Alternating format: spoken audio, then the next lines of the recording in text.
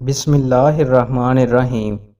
رسول اللہ صلی اللہ علیہ وآلہ وسلم نے ارشاد فرمایا، تم اہل زمین پر رحم کرو، آسمان والا تم پر رحم کرے گا۔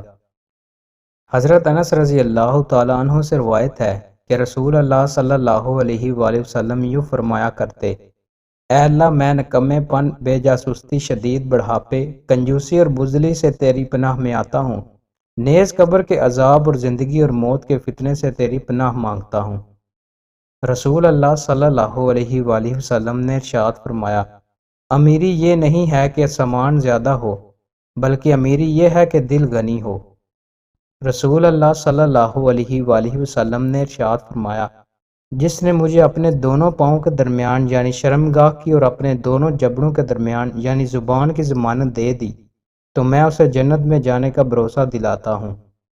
رسول اللہ صلی اللہ علیہ وآلہ وسلم نے ارشاد فرمایا، جو شخص جمعہ کے دن سورہ کہف پڑھتا ہے اس کے لیے دونوں جمعوں کے درمیان ایک نور روشن کر دیا جاتا ہے۔ رسول اللہ صلی اللہ علیہ وآلہ وسلم نے ارشاد فرمایا، جمعہ میں ایک گھڑی ایسی ہوتی ہے کہ مسلمان اس گھڑی میں اللہ تعالیٰ سے جو بھلائی بھی مانگے گا اللہ تعالیٰ اسے عطا فرما دیں گے۔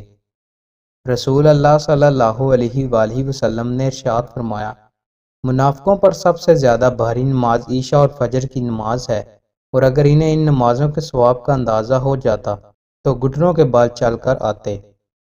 رسول اللہ صلی اللہ علیہ وآلہ وسلم نے ارشاد فرمایا، مبارک ہو اس شخص کو جسے اپنے نامہ اعمال میں زیادہ استغفار ملا۔ دوستو، مزید اچھی ویڈیوز کے لیے ہمارے چینل کو سبسکرائب لازمی کریں۔ بہت شکریہ۔